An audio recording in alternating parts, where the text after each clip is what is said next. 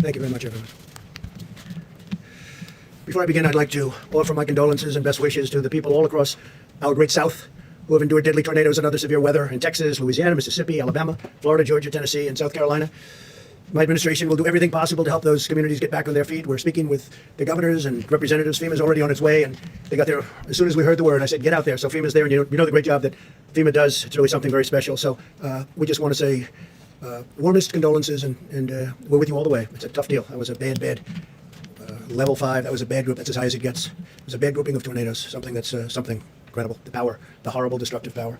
America is continuing to make critical progress in our war against the virus. Over the weekend, the number of daily new infections remained flat. Nationwide, flat. Hospitalizations are slowing in hotspots like New York, New Jersey, Michigan, and Louisiana. This is clear evidence that our aggressive strategy to combat the virus is working and that Americans are following the guidelines. It's been incredible what they've done. You looked at the charts, and the charts are, and the models from early on predictions where 100 and 120,000 people look like if they did well, they were going to unfortunately perish. And we're going to be hopefully way, way below that number. So that will be a sign of people doing things right, but it's still just a horrible thing all over the world. 184 countries. This is all a tribute to our wonderful healthcare advisors and experts who have been with us right from the beginning. We appreciate it so much. In fact, Dr. Fauci's here. Maybe I could ask Tony to say a few words before we go any further. Thank you very much. Tony, please. Thank you, Mr. President. Just a couple of things, and then I just want to make a comment about something that happened yesterday. You're going to hear from Dr. Burke soon about the numbers that we've been talking about, how things are starting to balance off. And I think the more as we go by each day, I think we're going to see, and again, I never like to get ahead of myself or of Dr. Burke's, but it looks like even though we've had a really bad week last week, remember when I was speaking to you before, I was saying this was really a bad week, there's still going to be a lot of deaths, but we're starting to see in some areas now that kind of flattening, particularly in a place that was a hot spot like New York. That's the first thing. The second thing is that I had a really very, very productive conversation with the Congressional Black Caucus this morning for about an hour, and they really wanted to know what exactly are we going to be doing in the immediate as well as the long range about the health disparities and the discrepancies both in infection and in poor outcome in the minorities in general, but specifically African American. And I mean, I made it very clear to them that what we have to do is focus on getting the resources where the vulnerable are to be able to get testing done, to be able to get the appropriate identification where proper and where appropriate to isolate and contact trace if we can, but also to help mitigate in a community that is suffering and suffering much more disproportionately. So I just wanted to get that out of the way. The other point I wanted to make is that I had an interview yesterday that I was asked a hypothetical question. And hypothetical questions sometimes can get you into some difficulty because it's what would have or could have. The nature of the hypothetical question was if, in fact, we had mitigated earlier, could lives have been saved? And the answer to my question was, as I always do, and I'm doing right now perfectly honestly, say yes. I mean, obviously, if mitigation helps, I've been up here many times telling you that mitigation works. So if mitigation works and you instigate it and you initiate it earlier, you will probably have saved more lives. If you initiated it later, you probably would have lost more lives. You initiated it at a certain time. That was taken as a way that maybe somehow something was at fault here. So let me tell you from my experience, and I can only speak from my own experience, is that we had been talking before any meetings that we had about the pros and the cons, the effectiveness or not of strong mitigations. So discussions were going on mostly among the medical people about what that would mean. The first and only time that Dr. Birx and I went in and formally made a recommendation to the president to actually have a, quote, shutdown in the sense of not really shutdown, but to really have strong mitigation. We discussed it. Obviously, there would be concern by some that, in fact, that might have some negative consequences. Nonetheless, the president listened to the recommendation and went to the mitigation.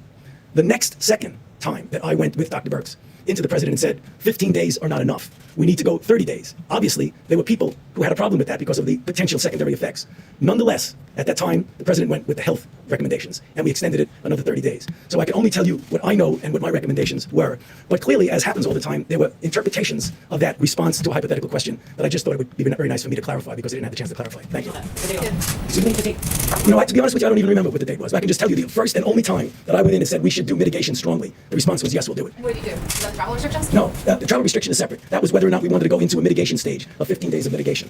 The travel was another recommendation. When we went in and said we probably should be doing that, and the answer was yes. And then another time was we should do it with Europe, and the answer was yes. And the next time we should do it with the UK, and the answer was yes. In this interview, you said there was pushback. Yeah. Where did that pushback come from? No, it wasn't. That was the wrong choice of words. You know what it was when people discuss, not necessarily in front of the president, when people discuss, they say, well, you know, this is going to have maybe a harmful effect on this or on that. So it was a poor choice of words. There wasn't anybody saying, no, you shouldn't do that. Are you doing this voluntarily? Or No, I'm doing it. Everything I do is voluntarily. Please, don't even imply that. So, Mr. President, by the way, the travel ban, that was earlier. Travel ban was done earlier. And if you look at statistics, I happen to write a couple of them down. If you look at statistics, so on January 6th, that's long before the dates you're talking about, there were CDC issued a travel notice for Wuhan, China, a notice, before there was even a confirmed case of the virus in the United States. That's on January 6th. It's all documented because we have so much fake news. I like to document things. January 6th, long before the dates we're talking about, CDC issued travel notice to Wuhan, for Wuhan. On January 11th, we have 0 cases in the United States. 0. We don't have any cases. So there are no cases reported that we know of. This is January 11th. The CDC issued a level 1 travel notice for health, while there was still no confirmed cases. So we had 0 cases. People want me to act. I'm supposed to close down the economy, the greatest economy in the history of the world, and we don't have one case confirmed in the United States. That's January 11th. On January 17th, the CDC began implementing public health entry screenings at 3 major U.S. airports that received the greatest volume of passengers from Wuhan at my instructions. There was not a single case of the coronavirus in the United States. So on January 17th, there wasn't a case of the fake news of saying, oh, he didn't act fast enough. Well, you remember what happened. Because when I did act, I was criticized by Nancy Pelosi, by Sleepy Joe Biden. I was criticized by everybody. In fact, I was called xenophobic. I was asking Biden to please define that for me. I was called other things by Democrats, and some others, not too many others, actually. So that, by the media, definitely. Now, on January 21st, is long before the time we're talking, because when Tony's talking, I believe he's talking about the end of February. On January 21st, okay, still early, there was one case of the virus. At that time, we called it the Wuhan virus, right? Wuhan. There was one case in the whole United States. We had one case. This is all documented. It all comes from you. A lot of it comes from you people. On January 21st, the CDC activated an emergency operations center. There was just one case, one person. That's why that ad was such a phony. There was one person in the United States. You know, they usually had there's only one person. That statement was made at that time. One case in the whole United States. One case. I'm supposed to shut down the government, the biggest economy in the history of the world. Shut it down. We have one case. 7 cases were on January 31st. Now, on January 21st, there was a case. Not one person had died. You heard that, Steve, right? Not one person. So we have this massive country, the United States of America. We have the greatest economy in the world, bigger than China's by a lot, right? Because of what we've done over the last 3.5 years, prior to the virus, but including the virus. So we have the biggest economy, the greatest economy we've ever had, the highest employment numbers, the best employment numbers, best unemployment numbers also, the best of everything. So on January 31st, think of it, not one person has died. Not one. Nobody died. Not one, John. I don't think you'll find any. This is reported by CDC, confirmed by the news, which doesn't mean anything to me because they don't tell the truth. But CDC reported, January 31st, not one person has died. And I issued a travel restriction from China. Think of it. So nobody died, and I issued. You can't get earlier than that. So we have nobody died, and I said, China, you can't come in. I'm sorry. Because I saw what was going on. It wasn't so much what I was told. It was that I saw what was going on, and I didn't like it. But I didn't speak to Tony about it. I didn't speak to very many people about it. I didn't like it. So what did I do? Ready? January 31st, in the United States, not one person had died because of the Wuhan virus. So I issued travel restrictions on that date, even though nobody died, and I got brutalized over it by the press because I was way too early. I shouldn't have done it. Brutalized by the press. But, sort of I've been brutalized for the last 4 years. I used to do well before I decided to run for politics. But I guess I'm doing okay because, to the best of my knowledge, I'm the president of the United States, despite the things that are said. So then, first mandatory quarantine in more than 50 years. We did. First mandatory in 50 years. The same restrictions that the Democrats and the media called xenophobic. Now, Joe Biden said he's a racist. He called me a racist because I said, we're shutting down entry from China. We're shutting it down. He called me xenophobic and he called me racist and other things. Since then, on a Friday night 2 weeks ago, Joe Biden issued a statement. It wasn't him. He didn't write it. I'm sure he doesn't even know that it was issued. But the people from his campaign, who are smart, people that write these little PR releases are pretty smart, reasonably good, nothing best, but they're not bad. But they issued a statement saying that Joe Biden agrees that President Trump was right to close it down to China. Now, he did that. Now, he issued it on Friday night. We've all heard about that, John, Friday nights, right? In fact, his was later Friday night than I ever released mine on Friday nights, okay? So he did it pretty late. I mean, like at 11 o'clock in the evening or something. It's pretty late. Anyway, so Joe Biden issued, and it's one of those things. But in February, Nancy Pelosi said we should come to Chinatown. This is late February. Come to Chinatown. We think it's very safe. Come here. Let's all have the big parade, Chinatown parade, probably referring to San Francisco. And that's it. But I took this action early. And so the story in the New York Times was a total fake. It's a fake newspaper, and they write fake stories. And someday, hopefully in 5 years when I'm not here, those papers are all going out of business because nobody's going to want to read them. But now they like them because they write about me. Now with that, I have a couple of interesting, we have a few clips that we're just going to put up. We can turn the lights a little bit lower. I think you'll find them interesting. And then we'll answer some questions. I'll ask you some questions because you're so guilty, but forget it. But most importantly, we're going to get back onto the reason we're here, which is the success we're having. Okay? Please, you can put it on. Thank you. People should be more concerned right now with the flu in this country. A lot of people are concerned about the coronavirus because they're hearing a lot of news about it right now. But the reality is, comparing it to the flu, for example, it's not even close to being at that stage. What if it is worse? Is this a moment where maybe countries put politics aside, a little bit of pride aside, and do we have U.S. officials, should U.S. professionals such as yourself get involved? How worried should Americans be about coronavirus? Coronavirus is not going to cause a major issue in the United States.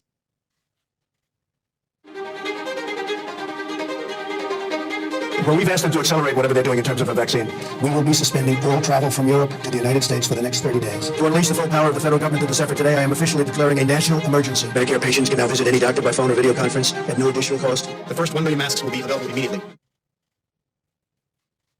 As there were more cases, and it was clear that it was spreading out of China, where it originated, the president took this move that he was widely criticized for by Democrats and even some Republicans at the time, which was he halted a number of flights from China into the U.S. The idea was to halt the spread of the disease, keep transmissions to a minimum. He was accused of xenophobia. He was accused of making a racist move. At the end of the day, it was probably effective because it did actually take a pretty aggressive measure against the spread of the virus.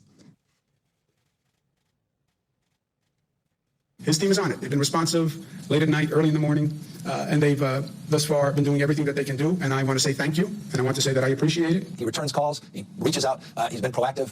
We got that Mercy ship down here in Los Angeles. That was directly because he sent it down here. 2,000 medical units came to the state of California, these FMS, these field medical stations, and that's been very, very helpful. The president has been outstanding through all this. The vice president's been outstanding. Members of the coronavirus task force, very responsive. We had asked if we could have, New Jersey could have access to a piece of the beds that are on the USNS Comfort, and the president came back, called me a few minutes before I walked in here to say indeed they would grant that to New Jersey. So that's a big step for us in addition to all the other capacity. That news is literally hot off the press, and I thank the president and vice president who are on the call together. President Trump approved Arizona's request for a presidential major disaster declaration. I want to thank the president for a quick turnaround. We requested this on a Wednesday, and we had approval by Saturday morning. And we are grateful to the administration for their continued support and responsiveness. Well, first of all, I want to thank the president and the vice president for doing a really good job of communicating with all the governors. So we could give you hundreds of clips like that from governors, including Democratic, or Democrat as I call them, governors, which is actually the correct term. We could give you hundreds of clips just like that. We have them. We didn't want this to go on too long, but I just want to say it's it's very sad when people write false stories. Like in that case, I guess it was gotten mostly from the New York Times, which is a highly, if you had libel laws, they would have been out of business even before they'll end up going out of business. So it's too bad. But we could have given you the statements. We have hundreds of statements, including from Democrats and Democrat governors. And if you look, they were all saying, we need ventilators. You don't hear ventilators anymore. They have all the ventilators they need, which we were right about. We said, you're asking for too many, you don't need that. And in all fairness, these two people right here, Dr. Birx, Dr. Fauci, they said, I don't think they need that many ventilators. I said, I agree. At one point, and I'm not knocking New York for this, but they were asking, remember, 40,000 ventilators. And that's more than they have all over the country. And we got them a lot of ventilators, and nobody's complained. We got them, as you know, beautiful. We built hospital rooms all over the country. The governor of Louisiana, John Bel Edwards, was very nice. He said, you know what, you don't have to build a second hospital. Because good news is happening. They're not able to fill the beds. They needed 2 hospitals. We built one. It was perfect. We were just starting the other. I called him up. I said, you think we should build a second one? I don't think you're going to need it. He said, let me get back. He got back. We didn't need it. With Governor Cuomo, in all good spirit and faith, he wanted to have the Jacob Javits Center done. And we built 2,900 incredible beds, incredible. Then we made it COVID, or to be exactly accurate, COVID-19. And which was a lot of work. We had to change the ductwork. We had to seal up certain areas. We had to put areas of rooftop things over the beds. We did a lot of work, and we had it, but they never really had too much use for it. And they called also, Mayor de Blasio, rightfully he called, he said, would it be possible to get more medical help? So now not only are we building facilities, they're asking us to help because they're unable to man it. And we got him the help. We got Mayor de Blasio a lot of help. Then when the Javits Center wasn't used much, and then as you know, the Mercy, we took the Mercy and we took the Comfort, and we made them, both Los Angeles and New York, we made them COVID adaptable, which was not easy to do. And we didn't get almost any people sent there. They didn't need them at the beginning because they didn't need them for anything but this, because there were fewer accidents, fewer motorcycles, fewer everything. And what we did was like an incredible job, but they didn't need them. It turned out they were there. We were ready. You know the expression, they have an expression, ready, willing, and able. We were ready, willing, and able. What the Army Corps of Engineers did was a miracle. What FEMA did was a miracle. What the doctors did. So I got a call 2 days ago from the mayor of New York. He said, could you help us even more with medical personnel? And we sent, I think it was 448 doctors, nurses, and respiratory experts, real experts. And I got a call from the mayor, and he said, I want to tell you, incredible, these people are incredible. He said they lifted the spirits of the hospital workers from New York City like nothing I've ever seen. He was unbelievable what he said. It was really appreciated, and I let them know that. I let the military people. He said they went in there so brave, so incredible. They lifted the spirits of everybody. We did all of this work, but when you read the phony stories, nobody acknowledges this. And it doesn't have to be acknowledged from my standpoint, but it does have to be acknowledged from the great work that these doctors, nurses, the Army Corps of Engineers, FEMA, all these people, they've done this incredible job. And they shouldn't be abused, because if you take a look at what's happened, nobody's asking for ventilators, except outside of our country. Outside of our country, they're calling me, every country, they're calling me, so many countries, and I'm going to try and help them because we have thousands of ventilators being built. But nobody's asking for ventilators. Nobody's asking for beds because we built hospitals. I think we built 20,000 beds in a period of a couple of weeks. The job they've done is incredible. With all of that being said, I'm getting along very well with the governors. And if I wouldn't, Mike Pence had a call today with the governors, and it was like a 10. I said, how was it? He said, it's a 10. He used one of my expressions, actually. But he said it was like a 10. And I'm sure you people were probably on the call, although you weren't supposed to be. But you were sitting in somebody's office listening to it, because every time we have these, and you would know that for weeks those calls have been very good. But there wasn't a raised voice. There wasn't even a statement of, like, we think you should do this or that. I heard it was like just a perfect phone call. It might not be reported that way. They'll say, I thought that somebody maybe slightly raised, didn't even raise a voice. My only point is saying this because I want to get back to why we're here. The press has not treated these incredible people who've done such a great job. They haven't treated them fairly. They're way off. We were way ahead of schedule. And remember this, because the Times story was a fake. But remember this, everything we did, I was criticized because I was too early. If I waited longer, you would have been criticized. If I went way earlier, if I went 3 months earlier, I would have been criticized for being way too early. So with all of that being said, we understand it. I think I've educated a lot of people as to the press. And I would love to be able to say that we have a very honest press. Honestly, John, there'd be nothing I would be more proud of if the press would work. And I don't mind being criticized, but not when they're wrong. Not when people have done a great job. Yes? I've never seen a video like that played in this room. It looks a bit like a campaign ad. Who produced that video for you? That was done by a group in the office, and it was done just by, we just put some clips together. I could give you I'll bet you I have over 100 more clips, even better than them. They were just pieced together over the last 2 hours. That was just, we have far better than that. That's nothing compared to some of This them. was produced here in the White House. Yeah, by, this was done by Dan and a group of people, and they just put it together in a period of probably less than 2 hours. Why do you feel the need to do that? Because we're getting fake news, and I like to have it corrected. They're saying what a great job we're doing. And the media, these are the governors of California, governor of New Jersey, governor of New York. Look, in New York, we work very close with Andrew. In New York, ventilators were going to be a problem. They didn't have a problem. We got them tremendous numbers of thousands, but we got them tremendous number of ventilators. You don't hear ventilators are a problem. Beds were going to be a problem. I mean, I'm happy about it. The Javits Center, which is incredible, is almost empty because they don't need them. That's good news, not bad news. I'm not saying, gee, I wish more people were there. I don't want more people there. We brought in the boat. We brought in the Comfort. And the Comfort was originally not supposed to be for this at all. The coronavirus was not supposed to be for that at all. They said, could we have it? That was a number of weeks ago. We said, we don't think you need it, but if you need it, we'll do it. Then they said, could you get the medical personnel to run the Javits Center? Could you get the medical personnel to run the ship? We said, if it's necessary, we will, and we did. There were military personnel. That's the ones that Mayor de Blasio was so great to in terms of his statements. I mean, I really appreciated his statements. He was so impressed with them, and I am too. The level of genius and bravery, they're great people, the military people. And we pieced that together. I would say it took less than 2 hours. It was done in house. So this was produced by government employees, by people here at the White House, this campaign style. I would use the word produced. All they did was took some clips and they just ran them for you. And the reason they did is to keep you honest. Now, I don't think that's going to work. It's not going to have any impact. But just think of it. You heard the clips. You heard what I said. They said, I acted late on closing down the country. Some people wish we never closed it down. Now, if we didn't, we would have lost hundreds of thousands of people. You know, interestingly, so I'm against it. We did the right thing. Everything we did was right. If we would have closed down... Mistakes along the way here. You think everything you did was right? Well, look, governors should have had ventilators. They chose not to have them. We were able to get on ventilators. You haven't heard, other than, there was a lot of panic, a lot of screaming. We want ventilators. They got the ventilators. You don't have that anymore. And the surge is supposed to be coming now. And if they do need ventilators, John, we've got almost 10,000 that are ready to rock. We have people standing with those ventilators right now. If you needed 2,000 in New York, which you don't, but if you did, we can have them here in less than 24 hours. We're ready to rock. This was a great military and beyond that operation. Let's get back to the regular. Should we get back to the regular? We can talk about this, but all I'm doing is this. I could have given you, like those are 4 or 5 clips that we just played here. I could have given you hundreds of people. I mean, Gavin was on television 2 days ago with one of your competitors, singing praise. He says, look, the question was asked in a negative way. He said, look, I know what you want to say, but he's been really good. It's hard for me to say that. In fact, it's impossible for me to say. Gavin Newsom, the governor of California. I have many clips from I have some clips from Anthony that I didn't want to put up, which were really good. I think Anthony would be the first one to say, when I closed the country to China, when I closed the China ban, whatever you want to call it, Anthony said I saved a lot of lives by doing that. I mean, am I correct? I don't want to put words in Anthony's mouth, by the way, and I like him.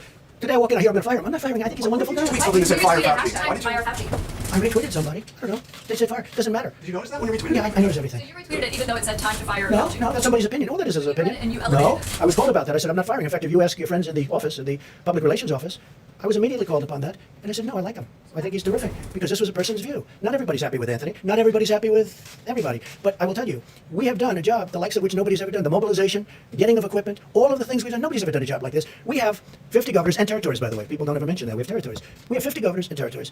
And many of those governors are Democrats. And they can't find anything to complain about. And honestly, many of them didn't do their jobs. I'll let you know someday. Let's see what happens. But I may let you know who's not doing their job. I can tell you the ones that are good, both Republican and Democrat, and the ones who don't know what they're doing. But we help some of the ones that don't know what they're doing. They should have had their own stockpiles. And now if they want, we can build them stockpiles of ventilators. The hardest thing is a ventilator because it's expensive. It takes a while to get. We got them. And nobody believed we did. Now, many of the governors were asking for far too many. And we said they were asking for far too many. We talked. And we said, you said very strongly that they just don't need that many. You said they don't need that many beds, Deborah. So that's it. Steve, go ahead. Dr. Fauci, you're on the same page. Yeah, we have been from the beginning. I don't know what it is exactly, but if I put somebody's opinion up, I don't mind controversy. I think controversy is a good thing, not a bad thing. But I want it to be honest controversy. Now, when I got a call not very quickly. Nobody saw that as being any big deal. They said, how are you doing with Dr. Fauci? I said, I'm doing great. And I didn't talk to Dr. Fauci even until we just got here. Dr. Fauci asked one of the people if he could get up and speak. And he did. And they totally misinterpreted him. I saw what they did. He said the question was hypothetical, but what he was just acknowledging is that lives would have been saved if the mitigation practices were put into place earlier. That seems obvious. Do you not agree with that? Here's the thing. No, what he really is saying, though, but how could you have done it? Look, I just went over the stats with you, right here. How do you close it up? You have no deaths and no cases on January 11th. Doctor, would you recommend closing the United States of America? Oh, this must be terrible. How many cases do we have? None. How many deaths do we have? None. January 17th, go back another week. On January 17th, this is 10 days before I did a little bit less than 10 days before I did the ban. I did a ban on China. You think that was easy? I then did a ban on Europe. And a lot of people said that was an incredible thing to do because you look at Spain, and by the way, we're doing very well because when you look at all of those flat graphs and you add it all up, the United States is very low, and per capita we're very low. We're doing very well. But how do you close up the United States of America? So on January 6th, no deaths. On January 11th, no deaths. And no cases. On January 17th, no cases, no deaths. I'm supposed to close up the United States of America when I have no cases. You closed down the middle of March. You did close it down earlier. I closed That's down the from question. China. Excuse me. I closed it down from China. And by the way, some people think I should have waited longer and maybe ridden it out. I disagree with them, okay? But it was thought of. I mean, that was an alternative. There are a lot of people that would have said, let's write it out. Now, I'll give you the good news. If I would have done that, it would have been, I think, catastrophic. Because their numbers are, Anthony, 1.6 to 2.2 million people would have died if we tried to do that. And I did this last time. Cut it in half. Don't say 2.2 million. Cut it in more than half. Say 1 million people died. Well, that's much more than the Civil War.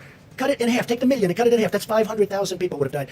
Now, that number we would have reached, okay? That would have been easy to reach if we did nothing. So we did the right thing, and our timing was very good. But here's the one thing, and you have to say this. When you ask me, why didn't you do this?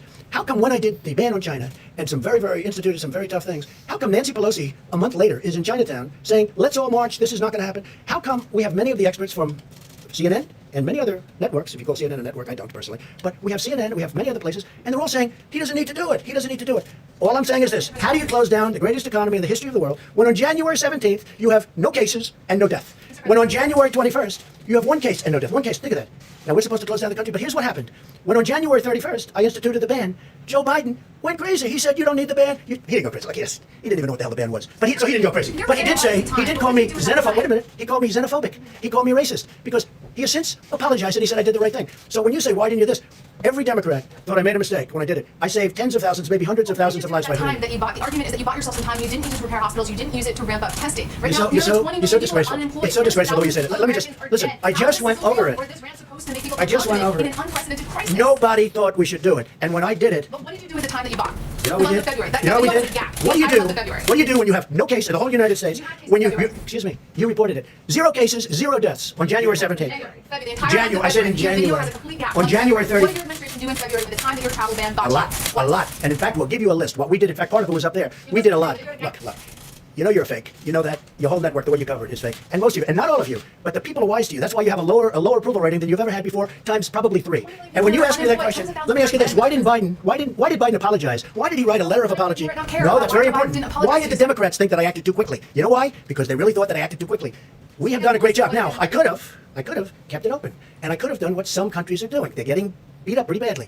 I could have kept it open. I thought of keeping it open because nobody's ever heard of closing down a country, let alone the United States of America. But if I would have done that, we would have had hundreds of thousands of people that would right now be dead. We've done this right, and we really have done this right. The problem is the press doesn't cover it the way it should be. Go ahead, one more question, Steve. There's a debate over what authority you have to order the country reopened. What authority do you have? Well, I have the ultimate authority, but we're going to get into that in a minute. We're going to just finish this up. We're going to tell you about other things that we've done right. But I will say this. Had we said, let's just keep going and let's not do a closing, whether it's 2.2 that they at one point predicted as an outside or 1.6 at a lower number, you cut it all the way down to 6 or 7 or 800,000, take just a fraction of the number that could have happened, it literally would have been more than the Civil War. It would have been a disaster. So the minimum number was 100,000. And I feel pretty good that we're going to be substantially below, Anthony, the 100,000. And I hope we will. All right, so today, the Department of Health and Human Services is announcing 5 new contracts to procure large numbers of additional ventilators under the Defense Production Act, which we used a lot, by the way, which you didn't like to talk about, in addition to the 1,300 we received today. We received today 1,300 additional ventilators. Now, we're probably not going to need them, but we can add that to our stockpile, which is very big, and we can move it around should the surge take place and should it be a very substantial surge. We're ready to rock. The contracts are with General Electric, Hillrom, Medtronic, ResMed, and Vyaire, combined with the DPA contracts that we announced last week with General Motors and Philips, and 2 other contracts with Hamilton and Zoll. We're adding 6,190 ventilators to the strategic national stockpile, of which we have a lot already, thousands, close to 10,000. But this will be added by May 8th, another 29,000 by the end of May, and more than 120,000 total we will have by the end of the year. Now, we're going to help other countries. We're going to help states if they need it. We may help some states stockpile. You know, they're supposed to buy their own stockpile. They have state stockpiles. They're supposed to be using that. And unfortunately, most of the states weren't there, and a lot of people didn't want to talk about it, but they weren't there. We will talk about it at the right time if you want to. I at this point, I'm more focused on getting past this nightmare of an epidemic or a pandemic, anything you want to call it. We got to get past it. No one who's needed a ventilator has not gotten a ventilator. Think of that. You know, you heard all about ventilators. We need ventilators. Because they didn't have them, because the state should have had them. No one who has needed a ventilator has not gotten a ventilator. No one who has needed a hospital bed has been denied a hospital bed. That's not even really our responsibility. Now, if we can help, we're going to do it. But that's where the Army Corps of Engineers did such a great job. We built over 20,000 beds. In fact, we built thousands more than we've actually needed to be safe. We wanted to be safe, and they rose to this incredible occasion. I mean, we built more beds than we thought. We thought in Louisiana we were going heavy. And again, when I called the governor, I said, maybe we should build that second hospital because we don't want to build it if you don't need it. He called back. He said, I don't think we're going to need it. They had 1,000 rooms, 1,000 beds, and they used a lot of them, but they didn't need the other one, so we stopped it because we don't want to waste. But we're prepared to build thousands more should we need it. I don't think we're going to need it because it looks like we're plateauing and maybe even in many cases coming down. In addition, we've ordered a total of 60 mobile contamination systems. So the decontamination system from Bethel in Ohio is an incredible thing because it takes the masks and up to 20 times you can decontaminate a mask. And I've been asking from the beginning, why can't we sterilize and sanitize these masks? And it turned out we can. And there was a great company in Ohio. They sent us some great equipment, and they're doing that now. And now we're going to have more than 33 million N95 masks per week will be cleaned, decontaminated, and it'll be great. It's something that, frankly, I think people should have thought of a long time ago. 5 more flights landed today as part of the Project Airbridge, our massive airlift operation to bring personal protective equipment into the United States, which has now delivered nearly 500,000 N95 masks, 370 million gloves, 25 million surgical masks, and 4.9 million gowns. So we have millions of gowns, gloves, masks, all surgical equipment coming in, should the states need it. Now, the states are supposed to be buying their own stuff, but should they need it, we are ready to give them because we're building up our stockpile again like crazy. Remember, I and you saw the stories, I inherited this administration, Mike, myself, the whole administration, we inherited a stockpile where the cupboards were bare. There was nothing. And I say it, and I'll say it again. Just like we didn't have ammunition, we didn't have medical supplies, we didn't have ventilators, we didn't have a lot of things that should have been had. And you can read your own stories on that because you know what happened. They didn't want to spend the money. But we did. To date, we've facilitated the supply of more than 38 million N95 masks nationwide. This week, we'll be sending 2 million N95 masks to the Commonwealth of Pennsylvania. The Vice President will go into more detail. He's got great detail on that, and I think it's a pretty amazing story. We have a lot of masks already in stock, and we have more coming. We're further expanding hospital surge capacity in key areas of the opening, and we have a portion of certain VA hospitals and non-veteran coronavirus patients, including at the East Orange, New Jersey Medical Center, as well as facilities in Manhattan and Brooklyn. They're ready, they're able, they're beautiful. Hopefully we won't need too many of them because frankly we built everything that the governors wanted, and in many cases it's too much. We told them it was too much, but we wanted to err on the side of caution. The United States has now conducted nearly 3 million tests for the virus. 3 million, the most of any nation. We are performing approximately 115,000 tests every single day, and our rate of testing is especially high in areas hardest hit by the virus. If you look, and that's really, and it's hit some areas of the virus very, very hard. For example, per capita testing in New York is higher than the rest of the world. The NIH, CDC, and FDA are also currently validating several antibody tests that will allow us to determine whether someone has already had the virus and potentially become immune to infection. We're looking at that. The antibody tests are going to be very interesting over the next short while. A lot of things are being developed as we speak. In the race to develop effective treatments, the drug company Gilead announced that its drug remdesivir has shown promising results, very promising, in compassionate use settings. In addition, the FDA has just granted emergency use authorization for a device that removes certain proteins from the bloodstream, possibly preventing a patient's immune system from overreacting to the virus and damaging vital organs, which is a big problem. Furthermore, over the last 7 days, my administration has deployed roughly 28 million doses of hydroxychloroquine from our national stockpile. We have millions of doses that we bought, and many people are using it all over the country. And just recently, a friend of mine told me he got better because of the use of that drug. So who knows? And you combine it with Z-Pak, you combine it with zinc, depending on your doctor's recommendation, and it's having some very good results, I'll tell you. I think if anybody recommended it other than me, it would be used all over the place, to be honest with you. I think the fact that I recommended it, I probably said it back a lot. But it's a lot of good things are happening with it, a lot of good tests. Scientists are also pursuing a blood therapy known as convalescent plasma. Convalescent plasma. This therapy uses antibodies from the blood of recovered patients to treat those who are sick. And this is something that actually is a very old procedure, but it's done in a very modern way. During this difficult time, we're also working to ensure that the 2020 census is completed safely and accurately. We may be asking for an extension because obviously they can't be doing very much right now. They wouldn't be allowed to do it. So the census, we're going to be asking for a delay, a major delay. I think how can you possibly be knocking on doors for a long period of time now? The Census Bureau recently made the decision to temporarily suspend its field operation data collection activities to help stop the spread. In addition, while millions of Americans continue to complete their questionnaire online, the Census Bureau has asked Congress for a 120 extension. I don't know that you even have to ask them. This is called an act of God. This is called a situation that has to be, they have to give. And I think 120 days isn't nearly enough. My administration is also taking bold action to help American workers. On Friday, Americans began receiving the cash payments authorized by a historic $2 trillion relief bill. By the end of the week, nearly 80 million Americans will receive a total of $147 billion. And from what the Secretary of the Treasury tells me, that's very much on time and going very nicely. He'll be speaking in a moment. In payments, these payments go directly into the banks and the bank accounts of these people. Millions of additional payments will follow. The typical family of four will receive $3,400. That's for a family of four. That's something. Additionally, through our Paycheck Protection Program, which is a tremendous success, and they should extend it and increase it. This has been a tremendous success. So successful that the banks are taking a little bit longer to distribute the money, but it's going rapidly. We've now processed over $200 billion in loans to help small businesses retain their workers. Now we urgently need lawmakers to set aside the partisan agendas and to replenish this program with new funds because it's really something that has been an incredible success, and they need more money to keep it going, to take care of these businesses and keep them open. I want to thank the many governors, health professionals, scientists, and business leaders for their incredible hard work and input over the past month, and even long beyond a month, Mike, I would say. So we've been working together with a lot of them for, it seems like, forever. I've been having many discussions with my team and top experts, and we're very close to completing a plan to open our country, hopefully even ahead of schedule. And that's so important. We will soon finalize new and very important guidelines to give governors the information they need to start safely opening their states. My administration's plan and corresponding guidelines will give the American people the confidence they need to begin returning to normal life. That's what we want. We want to have our country open. We want to return to normal life. Our country's going to be open, and it's going to be successfully opened. And we'll be explaining over a very short number of days exactly what is going to be. We've also, as you probably heard, developed a committee. We're actually calling it a number of committees with the most prominent people in the country, the most successful people in the various fields, and we'll be announcing them tomorrow. This weekend, the United States also helped facilitate an unprecedented agreement among the 23 nations of OPEC+. That's OPEC plus additional energy-producing nations, representing many of the world's largest oil-producing countries to stabilize oil markets. And we have, in fact, and I think you've seen a big stabilization over the last couple of days. Together, countries around the world will cut oil production by approximately 20 million barrels. People are saying 10 million, but we think that the number that they'll actually hit is going to be closer to 20 million barrels a day, and that will help a lot with saving jobs all over Texas and Oklahoma and North Dakota and many of other of our big energy states. This historic action will help nearly 11 million American workers who are supported by the U.S. oil and gas industry. It's a very monumental agreement. I want to thank Saudi Arabia and the King of Saudi Arabia, Crown Prince of Saudi Arabia, both. I want to thank President Putin of Russia, and I want to thank a very good friend of mine, man who's become a friend of mine. The President of Mexico showed great flexibility. President Lopez Obrador. He showed great flexibility, and and tremendous intelligence doing what he did. It was not that easy for him. I want to thank Mexico and the president. This is a very historic deal, very historic. So we'll see how it all goes. In this time and challenge, and we are certainly in a time probably like we haven't been in many, many decades. We are strengthened and sustained by the bonds of love and loyalty that unite all Americans. I'm so proud of the American people. Everywhere you look, you see the patriotism of our people shining through, in the courage of our doctors and nurses on the front lines, in the dedication of our food supply workers, and in the commitment of every citizen to achieving victory over the virus. That's what's going to happen. It's going to happen sooner than people think. And we're going to be smart about it, very, very smart about it. We're going to be safe about it. We're going to be listening also to the great doctors and medical professionals. Together, we're beating back the invisible enemy, and we're paving the way for great resurgence, really a great resurgence for American prosperity. Our country wants to go back. They want to go back to work. They're going to go back safely, and that's what we want. I'd like now to ask Vice President Pence to say a few words, followed by Dr. Fauci and Dr. Birx. I think before we do this, because I know there's an emergency where they want Steve to come, so what I'll do is I'll ask Steve to come up, Secretary of the Treasury. You can talk a little bit and then maybe take a couple of questions about what's happening. Tell them the success we're having. Thank you very much. Thank you, Mr. President and Mr. Vice President. As you announced, we are very pleased that we are ahead of schedule on delivering the economic impact payments. These were what was known as the checks in the mail that we want to deliver in direct deposit. This is ahead of schedule. We started processing those last Friday. We expect that over 80 million hardworking Americans will get the direct deposit by this Wednesday. And we know how important that is to all of those hardworking Americans, many of which are at home not working at the moment. If you do not receive them by Wednesday, on Wednesday we will be launching at irs.gov. Click on irs.gov, go to get your payment. If you filed a tax return in 2018 and 19, have that information available. You'll be able to ID yourself. You'll be able to put in your direct deposit information. And within several days, we will automatically deposit the money into your account. We want to do as much of this electronically as we can. It's very important in this day and age. It's more secure, and you don't have to go to the bank. If you are a Social Security beneficiary, you do not need to do anything. You will get a direct deposit. If you have not filed and did not need to file a 2018 and 19 return, you can go to irs.gov now and enter your information and authenticate yourself. So again, we are very pleased that that is ahead of schedule.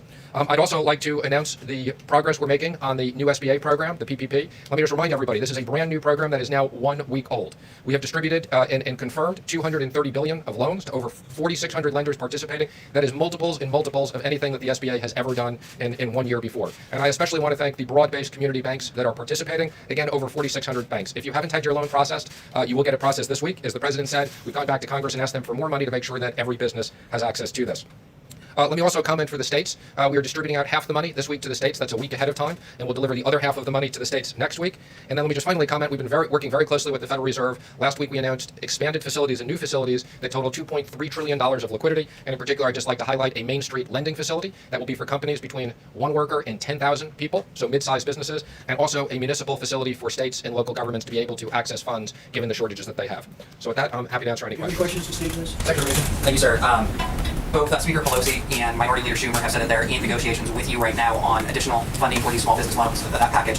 Leader McConnell, though, has said that nothing should be added to the package. That should just be specific to small business loans. What is the opinion of your administration? Should there be some sort of horse trading here, or should it just be small business loans? Well, for the President's view and the Vice President's, in my view, is this was a bipartisan program. This SBA program, it wasn't a Republican program, it wasn't a Democrat program, it was a bipartisan program. We've committed to small businesses. We should top up that program now. I know the Democrats want to talk about more money for hospitals and states. Right now, we're just sending the money out to the hospitals and states. They haven't come close to using that money. And I know the President and Vice President have said, once we get the SBA done, we can go into another funding bill. The President's talked about potentially adding infrastructure and other things. We think there is a likelihood we will need more money, and we will sit down and try to get a bipartisan bill. But this is important we deliver on small businesses. 50% of the people work for small businesses. Thanks, sir. What's the emergency that the President said you had to go for? The President said you had an emergency negotiation over this bill? Yeah, well, because we don't want to run out of money. We've used about $220 billion of the $350 billion. We don't want to run out of that money. We don't want to create panics that people won't get it. So that's why we want to top that up, and we've asked for another $250 billion for that program. And again, let me just remind you, every dollar we spend in this program, we save a dollar of unemployment insurance. So even though we're asking for $250 billion, it really won't cost that much. Do you have concerns about lifting the guidelines too soon? And what's the economic impact? I understand the economic argument for getting people back to work, obviously, but what's the economic risk of lifting them too early and seeing a spike in cases Well, of again? course, there's economic risks in both directions. We reviewed with the President today a very broad list of over 100 business people that are going to help advise the President on what needs to be done to reopen the economy. We want to make sure, and again, the combination of economic impact payments, small business payments, enhanced unemployment insurance, the President made very clear we want to make sure that hardworking Americans have liquidity while we wait to reopen the government. So do you believe the government should be reopened, or the country, should be reopened on May 1? I've had discussions with the President. I know he's considering it, and I believe he's going to make a decision later in the week. Everything has to be safe. What is your advice to the President? My advice is as soon as it's ready to open and based upon the medical professionals, and again, we're working very closely with the President and outside business leaders to develop a plan. Mr. President, what do you think? If you could sketch for us what reopening the economy looks looks like. Do you think it's going to be everything open, or do you think doing that over the next few days, because we'll probably be making a statement about that and exactly what it looks like. I know what that looks like, but I also want to get the advice, in a sense. We have some of the biggest from every business on this council. We're actually setting up a number of different councils or committees, I guess you could call them, and we have a lot of smart people. I think that they will give us some also good advice. But no, we want to be very, very safe. At the same time, we got to get our country open. And I understand that, Mr. President. Do you think there is a possibility then that what you do is you open it incrementally? Do you think people can go back to restaurants, concerts, the cinema? I do think so. Eventually they will. Yeah. And let me ask I one think question. eventually they will do that, and I think we're going to boom. I think it's going to go quickly. Our people want to get back to work, and I think there's a pent-up demand like there hasn't been in a long time. And that's why you see the stock market. I mean, to think that the stock market's at the level it is right now, with all that this world and this country has gone, and look at the European Union, how badly decimated they've been. Look at other countries. Look at China, by the way. I've seen the numbers. Look at China. Look at how these countries have been just decimated by this. And to think that the stock market is at this tremendously high number, not that much. You know, it's looking a little bleak for a while, but it hit a certain point and then started going up. I think that's a great tribute to the fact that there's a demand. Yeah. Mr. President, thanks, sir. In regards to some of your tweets earlier today, and I think it was Steve's question, my question to you is what provision in the Constitution gives the President the power to open or close state economies? And then numerous provisions. We'll give you a legal brief if you want. And then we'll be looking forward to that, sir. But following up, what happens if you say, for instance, we want states to reopen, but California or New York do not open? What would you do Well, then? I think everybody wants to open. I mean, So can I just ask one I other guess thing? that could happen, but I don't think that would happen. States that have closed, ordered schools closed, it's been states that have ordered businesses like That's restaurants. because I let that happen. Because I would have preferred that. I let that happen. But if I wanted to, I could have closed it up. But I let that happen. And I like the way they've done it. And the 7 that remained really in sort of a semi-lockdown, if you look at those states, they've really done a very good job. They're very much different from a New York or from other places where they've been hit very hard. You're going to take on states and say, I order you to open your schools, I order you to force states to be able to go? Yes, Mr. President. Following up on that, there are 2 consortiums of states today, California, Oregon, Washington on the West Coast, northeastern states, totally representing about 100 million people, who said they're going to cooperate and decide when to reopen. Well, they can those decide, states. but What you're trying no, to not do. at all. Let me just tell you very simple. I'm going to put it very simply. The President of the United States has the authority to do what the President has the authority to do, which is very powerful. The President of the United States calls the shots. If we weren't here for the states, you would have had a problem in this country like you've never seen before. We were here to back them up, and we've more than backed them up. We did a job that nobody ever thought was possible. It's a decision for the President of the United States. Now, with that being said, we're going to work with the states because it's very important. You have local governments. They're pinpointed. It's really, you talk about, it's like a microchip.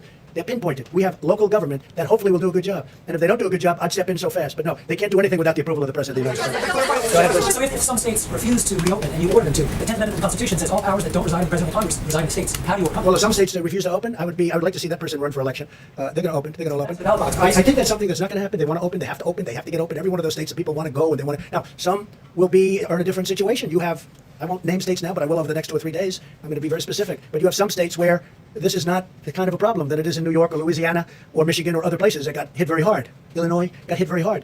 But all states want to open, and they want to open as soon as possible, but they want to open safely, and so do I. Yeah, please. Thank you, Mr. President. Today, the French President Emmanuel Macron said that he will keep the shutdown in France in the middle of May. Does that mean that the U.S. will keep the ban No, on France got flights hit from very Europe? hard. France got hit very hard, and again, he has to do what he has to do. He's a friend of mine. But France, Spain has just been decimated. You look at what's happened in Italy, it's a very well-known fact, what happened in Italy. No, they were hit very hard.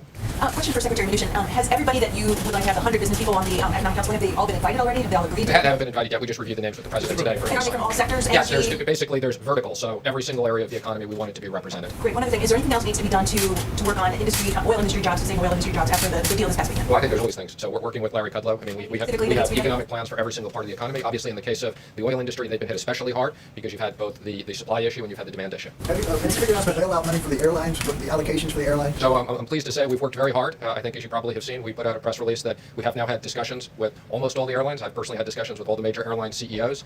We specifically created an exception for small airlines that we could process very quickly, and I think you'll see very quickly decisions coming out. I'm very pleased with the discussions we've had. Secretary, do you see a need for a phase 4 stimulus? Or is it See, I just want to say we have had in discussions. the- Wait, excuse me 1 second. We've had very good discussions with the airlines. Very good discussions. Is it possible to reopen the economy on May the 1st? I don't want to say that. You'll be hearing over the next few days. So today's running earlier than that, Let me just do you comment. still Let see me a answer your need for a question. phase 4? Is this push in lieu of another stimulus? Okay, so again, let me just comment. I mean, Congress on a bipartisan basis approved an unprecedented amount of money to help American workers and American business because it was no fault of their own that business was closed down.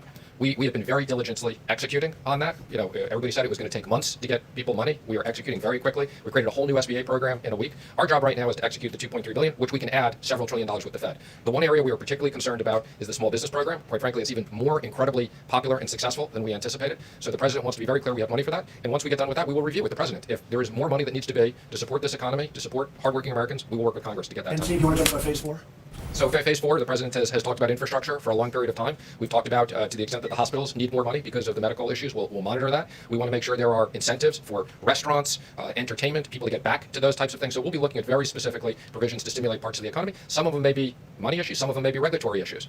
Just to clarify your understanding of your authority vis-a-vis governors, just to be very specific. For instance, if a governor issued a stay-at-home When you order, say my authority, the president's authority. Come on, because it's nothing. This is when somebody's the president of the United States, the authority is total, and that's the way it's got to be. your authority is total. It's total. Your The authority is governors know total. that. So if The governors know that. Now you have a couple of bands of excuse me. You have a couple. Could you rescind that order? You have a couple of bands of Democrat governors, but they will agree to it. They will agree to it. But the authority of the president of the United States having to do with the subject we're talking about is total. Yeah, please go ahead. One of the things we saw in your video about was the travel ban from Europe. As part of reopening America, do you want to reopen the borders so that people from Europe, from the UK, At the right time. Yeah, very good question, how- actually. Well, I would have to take a look. I wouldn't say Italy's doing great right now, and I wouldn't say Spain's doing great right now. And we just heard that France is extending its stay inside order, right? They've extended it. I just see that, and I think for a short period of time. But no, when they're back, we want to do it very quickly. But we want to make sure everything's good. No, right now we have a very strong ban. We're going to keep it that way until they heal. Weeks, months, what would you Well, I can't tell you that. I have to see how they're doing. I mean, France just went for another 2 days, for another 2 weeks. We have to see, John. So Dr. Fauci said that you took his advice on the question of mitigation. He made the recommendation, you accepted it, you put it in place.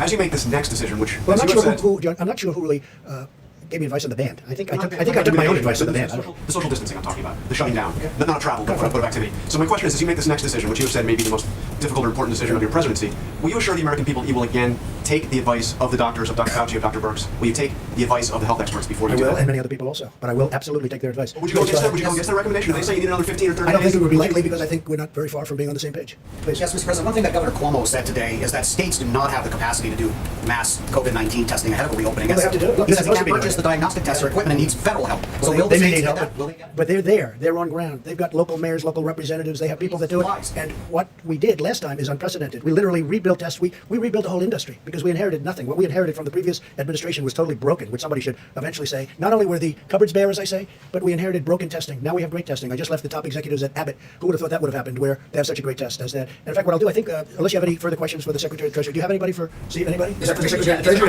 If it's for me, we can wait. We have to get him back to work. Yes, Okay. sir. For Secretary of Nation, a question from one of my colleagues who's not able to be in the room. They're curious about the SBA rule that prevents small casinos from getting some of this relief. Is that something that you're taking a look at? Is there going to be a change to So not small casinos, but there are such things as small taverns and restaurants that have literally, small gaming things, and we are coming out with some additional guidance on that. But I want to be clear, it's not small casinos. Secretary, there was a letter that some House Republicans sent this weekend about liquidity for mortgage servicers. Yes. Can you explain what you're looking at on that front? Sure. So I think I commented on this a week or so ago. We had a subcommittee task force at FSOC that specifically studied this issue. We have all the appropriate people on it. Ginnie Mae has automatically taken some action. We've had conversations with the FHFA as to what they're going to do for Fannie and Freddie, and we've said that to the extent they need certain authorities from the Treasury, we will accommodate that. So we're very aware of the issue. Quite frankly, we've been studying this issue way before COVID and had concerns about some of these non-bank servicers not being well capitalized. But we're going to make sure that the market functions properly. Thank you, sir.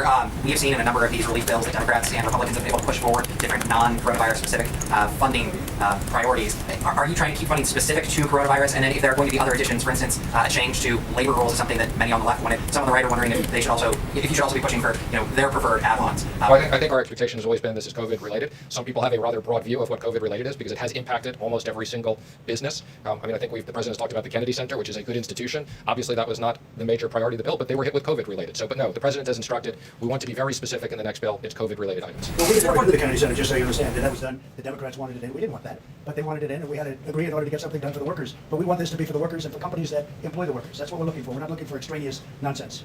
That you argued at the time of the China ban was being discussed that was too disruptive to the global economy. Is that accurate? Let me be clear. I had nothing to do with the China ban. I wasn't on the task force at the time. I'm not even sure I think I was traveling at the time, but I never had any. I was not part. I did become very active and after the China ban, but that report in the New York Times was not accurate. I was not part of the task force at that time, and I was not involved. Matter of fact, I think I may have been traveling. This is a proposal by Senator Hawley to get direct payments to employers to pay people who are laid off and to keep people on payroll. Does the administration support that proposal? Well, again, that is the PPP. The PPP is basically sending money to small business, 50% of American workers, to keep those people paid. And it's the most efficient way. Every dollar, as I said, we do through that, it's one less dollar of unemployment. And more importantly, we want those people to be associated with the business. So as soon as the president is ready to open up the economy, those businesses are together. We don't want those businesses to fall apart. That's why this is such a successful program. But We you're want talking about Congress to unemployment. You're implement talking about the unemployment. Sending it indirectly to the states. We would have preferred that it was sent directly to the people.